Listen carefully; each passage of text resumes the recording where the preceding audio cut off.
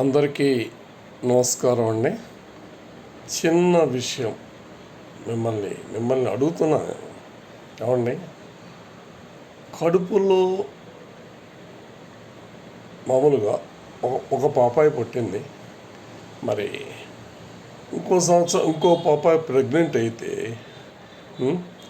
నీకు ఆల్రెడీ 60-70 కోట్ల ఆస్తి ఉంది. ఇంకొక పాపాయి వస్తే ఏమైంది? ఎమ్మటే అబార్షన్ చేయించాలా? అబార్షన్ అంటే ఎంత మహాపాపం అండి. 60-70 కోట్లు ఉన్నాయి నీకు, ఇంకొక పాపాయిని పోషించలేవా? చాలా తప్పండి, మహాపాపం అట్లా చేయటం. ఏమంటారు? చేస్తున్నారు కొంతమంది, లోకంలో కనిపిస్తున్నారు నాకు. ఒక పాపాయి పుడితే ఇంకొక పాపాయి వస్తే ఏమైంది?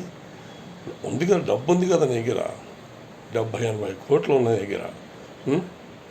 కార్లు కొనుక్కొని విమానాలు కొనుక్కొని నడిస్తే సరిపోయింది. పాపం చేయటం ఎందుకు? పాపాయి అబార్షన్ అంటే ఏంటి? ఒక పాపని కడుపులో చంపేస్తున్నావు అన్నమాట. పెద్ద నేరం అది, చాలా పెద్ద నేరం. నువ్వు మహామూర్ఖుడివి, నీ భార్య అంతకన్నా మూర్ఖురాలు.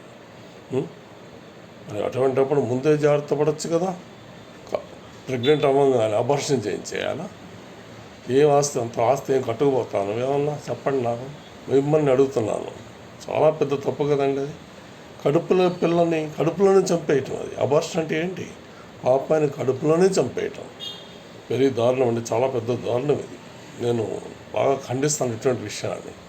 అటువంటి నీకు పాపాలు వద్దంటే ముందే జాగ్రత్త పడు. మరి ప్రెగ్నెంట్ అయిన తర్వాత మళ్ళీ అబార్షన్ చేయించడం ఏంటి? నీకు 70-80 కోట్లు ఉంటే చాలా, ఇంకొక పాపాన్ని పోషించలేమా? చెప్పండి నాకు. ఈ విషయం గుర్తొచ్చి మీకు చిన్న వీడియో చేస్తున్నానండి. ఎవరు కూడా అట్లా ఎప్పుడు చేయకూడదండి, మహాపాపం. ఒక ప్రాణిని కడుపులోనే చంపేయటం అంటే మహాపాపం. ఓకే అండి, మరి నా మనసులో బాధ కలిగింది, మీతో పంచుకుంటున్నాను. ఓకే అండి, నమస్తే, థ్యాంక్ యూ అండి, నమస్తే.